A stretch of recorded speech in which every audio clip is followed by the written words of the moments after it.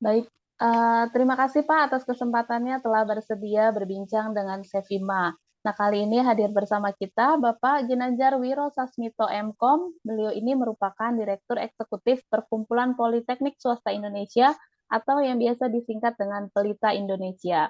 Selain itu, beliau juga menjabat sebagai Wakil Direktur 4 Politeknik Harapan Bersama Tegal. Nah, dalam waktu dekat ini Pelita Indonesia akan berulang tahun nih dan akan menggelar Sarasehan Disnatalis, begitu ya Pak. Ya. Nah, sebelum lebih lanjut lagi Pak, kita berbincang terkait Sarasehan Disnatalis ini, kita mau mengenal dulu nih Pak, profil dari Pelita Indonesia itu seperti apa? Bisa dijelaskan sejarah singkatnya Pak? Oke, Mbak Erna. Jadi dimulai dari sekitar eh, awal tahun 2022 ya. Jadi bulan-bulan Februari mungkin kita ada kunjungan ke Politeknik Tempo di Jakarta gitu. Kemudian saat itu kita cukup diskusi intens dengan direkturnya dan kebetulan saya punya kesempatan untuk ngobrol tentang kondisi politeknik secara umum di Indonesia gitu berdasarkan kacamata kita ya. Eh, Memang kita melihat ada beberapa kesenjangan yang cukup ya antara politeknik dengan perguruan tinggi jenis lain gitu, terlebih yang swasta. Kita melihat misalkan contohnya eh, politeknik swasta itu kan didirikan sama-sama untuk bisa mewujudkan tujuan negara ya, mencerdaskan kehidupan bangsa seperti itu. Tapi di sisi lain kita melihat perguruan tinggi negeri begitu itu membuka penerimaan mahasiswa baru itu dengan berbagai macam skema. Ada ujian mandiri, ada ujian macam-macam dan sebagainya, selain yang memang reguler diterapkan oleh pemerintah gitu. Terlebih sekarang diberikan kebebasan untuk buka cabang di berbagai macam wilayah gitu. Contohnya misalkan satu saat itu kita mengamati contoh misalkan di Undip, Undip itu membuka cabang di Jepara, kemudian ITB membuka cabang di Cirebon dan sebagainya. Nah, kita mengamati seperti itu tuh. Jadi kita di satu sisi memang tujuannya itu dari organisasi apa namanya yayasan gitu, sama-sama untuk bisa mencerdaskan kehidupan bangsa di wilayah masing-masing. Sisi lain dari pemerintah supportnya sangat minim terhadap seperti itu. Nah, dari situlah kita akhirnya bergerak dengan Direktur Poltek Tempo saat itu Pak Salvi. Kita bergerak, kita diskusi, kemudian Pak, gimana kalau kita coba ini deh buat WA group gitu untuk ngumpulin beberapa teman-teman direksi gitu, direktur Poltek swasta se-Indonesia gitu. Oke, kita coba invite, calling sana sini dan sebagainya, berkumpullah sekitar pada saat itu sekitar 40 orang lah seluruh Indonesia. Kita adakan Google Meet dan sebagainya, yang memang akhirnya rutin untuk bisa ikut Google Meet ada 4 orang. Saya sendiri, Pak Salvi yang Direktur Poltek Tempo, kemudian Pak Dendi, Direktur Poltek Bina Madani Bekasi, satunya lagi Pak eh, Akhwanul Akmal, Direktur Politeknik LP3I Jakarta. Beberapa kali meeting, akhirnya kita nekat untuk mengadakan deklarasi. Deklarasi pertama dilaksanakan tanggal 20 Mei 2022 itu di Poltek Harbor di Tegal. Kita mengundang atas nama 4 orang, ya, atas nama Direktur Poltek LP3I, atas nama Direktur Poltek Tempo, atas nama Direktur Poltek, atas nama saya sendiri, Wakil Direktur Bidang 4 kerjasama di Poltek Harbor. Tapi sebelum deklarasi kita coba tes case dulu, kita adakan bincang santai gitu dengan mengundang beberapa teman gitu untuk join di webinar dengan pembicara Prof. Toto yaitu Direktur Politeknik Negeri Semarang. Ternyata antusiasmenya cukup tinggi. Akhirnya kita berani mengadakan deklarasi dengan mengundang beberapa direktur Poltek swasta di Indonesia dan hadir saat itu sekitar 30 orang. Dari mulai yang paling jauh di Kota Baru yaitu di Kalimantan, dari Aceh juga hadir, dari Sulawesi juga hadir ke Tegal semuanya untuk mendeklarasikan dan juga membentuk perkumpulan yang dinamakan eh, dinamakan dengan pelita. Begitu, Mbak. Berarti pertemuannya saat itu offline ya, Pak? Offline. Izin Hmm. saya ini sambil ngecas dulu, Mbak. Bentar, Mbak. Baik, baik, baik, Pak.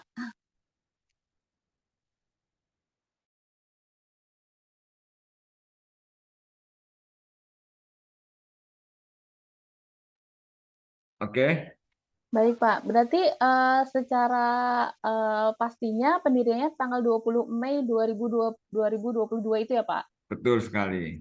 Baik. Nah, itu saat ini sudah berapa nih, Pak, anggotanya? Karena kan saat awal itu baru 4 ya, Pak. Ya, Kalau saat saat ini ini, sudah sekitar 46 anggota yang tersebar di seluruh Indonesia dari Sabang sampai Merauke. Eh, apa namanya, dari setiap pulau sudah ada perwakilan lah, dari Sumatera, Kalimantan, Sulawesi sampai ke daerah Papua, sana Irian Jaya juga sudah ada gitu untuk bisa bergabung sini semua. Alhamdulillah beberapa politeknik swasta, terutama yang di wilayah dekat-dekat sini sudah pada join semua, yang memang mungkin bisa dibilang apa namanya besar atau punya pengalaman yang cukup lama gitu ya. Itu sudah gabung juga ke kita. Kita masih tetap mengundang teman-teman politeknik swasta yang lain untuk bisa join ke Pelita. berarti masih membuka peluang ya, Pak, untuk Masih politeknik sekali, lain untuk masih bisa sekali. bergabung gitu. Baik. Lalu Pak, berarti ini sekarang anggotanya sudah mencapai dari Sabang sampai Merauke gitu ya, Pak, ya? Sudah Ya, bervariasi gitu. Apa Pak yang apa ya bisa menarik politeknik lainnya agar untuk bisa bergabung dengan Pelita ini, Pak? kita memang rencana tadi ya, karena memang kita menganggap teman-teman politeknik swasta itu menganggap sudah politeknik swasta lagi gitu kan. Itu kan kayaknya belum apa namanya tidak begitu dilirik oleh masyarakat ya.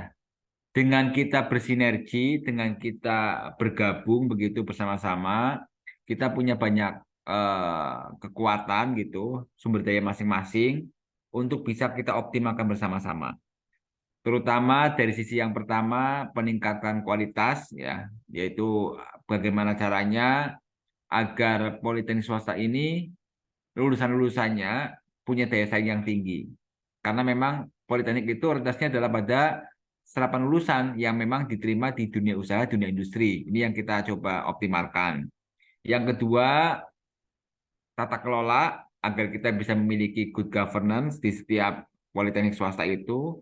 Yang ketiga tentunya pencitraan, Mbak Erna dan Mbak Eva ya, pencitraan, branding untuk politek swasta gimana nih? Biar politek swasta itu memang benar-benar bisa dilirik oleh masyarakat untuk bisa menguliahkan anak keluarganya atau kerabatnya ke politek swasta di sekitar kita masing-masing.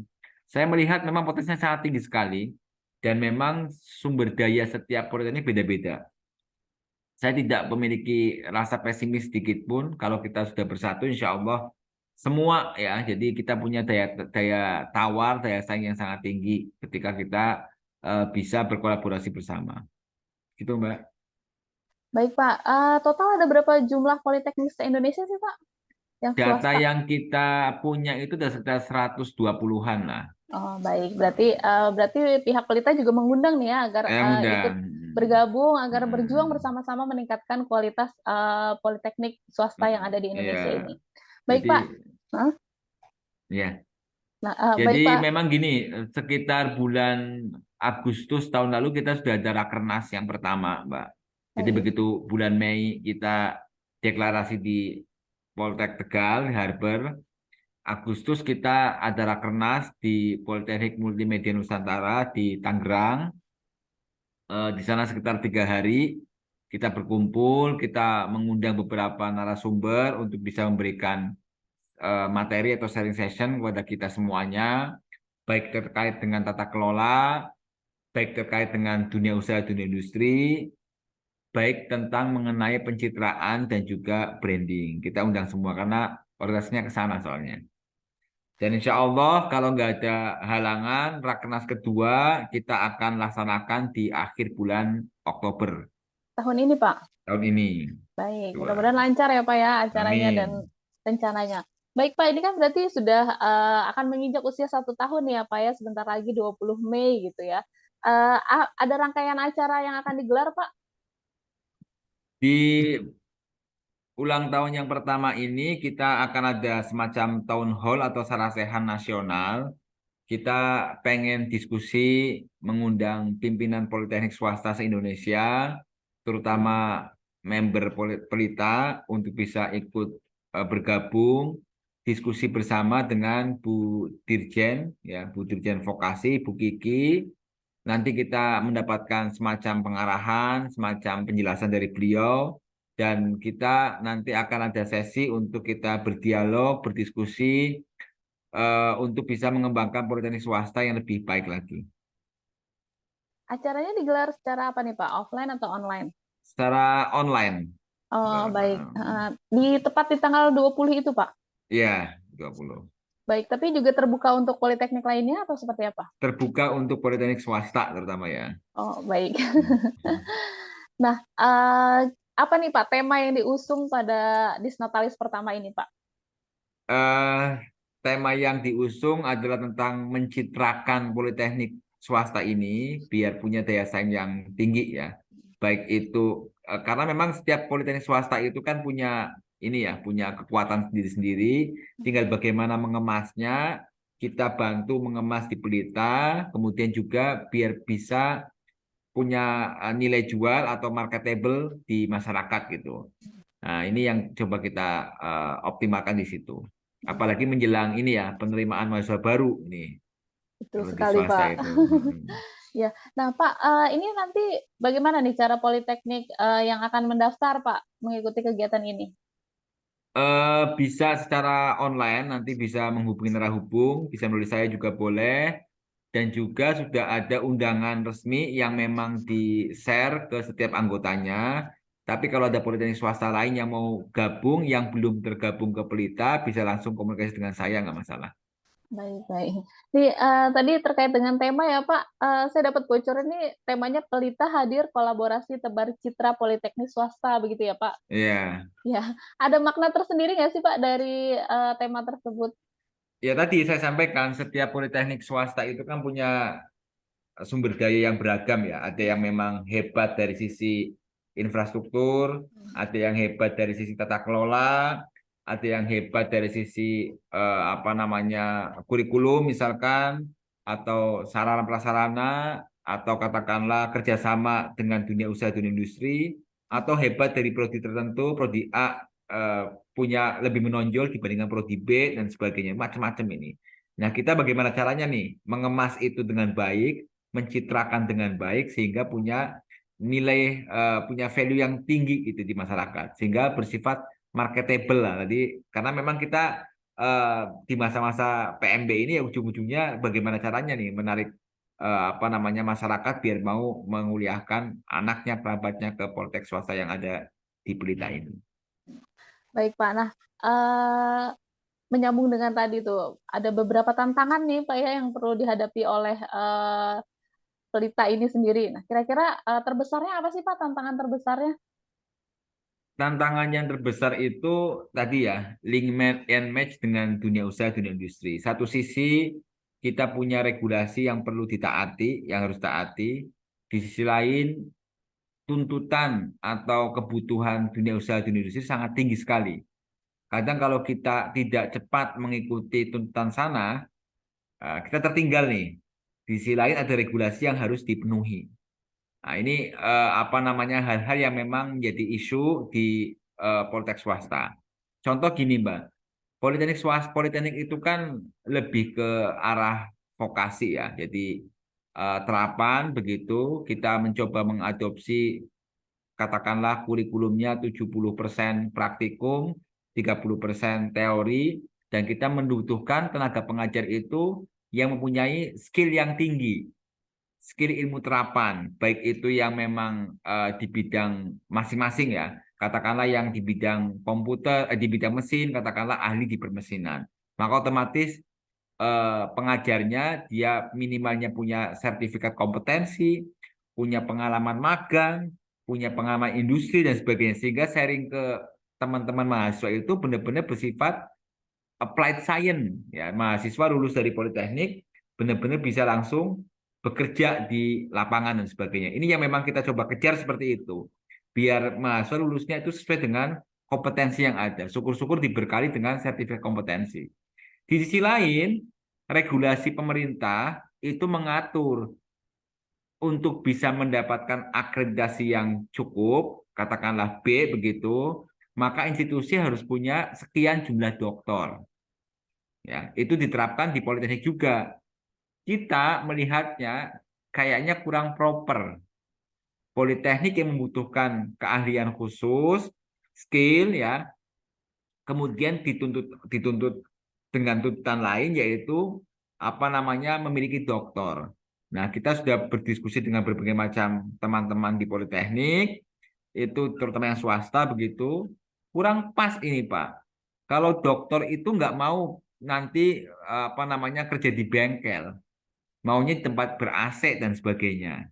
Nah, ini yang contohnya seperti itu. Jadi orientasi kita sebenarnya arahnya ke sana, arahnya adalah ke kepemilikan kompetensi mahasiswa atau alumni biar sesuai dengan kebutuhan dunia usaha, dunia industri. Ini yang kita coba optimalkan. Ini tantangan terberat kita. Satu sisi kita mengarah ke sana, sisi lain regulasinya seperti itu. Nah, sehingga mana yang perlu capai nih? Serkom dulu atau kepemilikan skill dulu. Kan kita pengennya kan skillable ya. Mahasiswa kita punya skill sesuai dengan bidang masing-masing. Tapi sisi lain seperti itu. Kita tentunya ada dokter jumlahnya sekian, lektor kepala sekian dan sebagainya. Kayaknya kurang proper ketika itu diterapkan di perguruan tinggi vokasi. Mungkin kalau di universitas yang bersifat akademik, sekolah tinggi itu mungkin pas lah ya, karena mencetak saintis. Tapi kalau di vokasi ini kan mencetak tenaga praktisioner yang punya skill tertentu. Ini yang menjadi tantangan terbesar kita seperti itu. Salah satunya seperti itu. Di samping memang PMB kita bersaing dengan berbagai macam tadi yang saya sampaikan, negeri punya berbagai macam gelombang, punya berbagai macam skema dan sebagainya. Kita dapatnya sisa-sisaan aja gitu. Kalau yang swasta. Betul, Pak. Berarti nanti ini tantangan-tantangan ini juga akan menjadi pembahasan ya, Pak, di acara Sarasehan Bisnatalis, Iya, Pak? iya, Baik. seperti itu. Karena memang agar memiliki rumus yang tepat gitu ya, Pak ya, agar Ya, nanti ke depannya betul. bisa maju bersama. Baik, Pak. Terakhir nih, Pak, untuk harapannya, Pak, Pelita terhadap kampus-kampus politeknik swasta yang ada di Indonesia itu seperti apa? Harapannya dengan hadirnya Pelita ini, kami berharap politeknik swasta, terutama anggota Pelita, itu bisa bersinergi bersama. Tidak mungkin kita berdiri sendiri, kalau pengen maju harus bergandengan tangan, harus saling memberi, ya, harus saling menguatkan satu sama lain, ya. Ini yang kita harapkan sehingga kita bisa memiliki daya saing dan daya jual yang lebih tinggi lagi. Ini yang kita harapkan. Begitu, Mbak.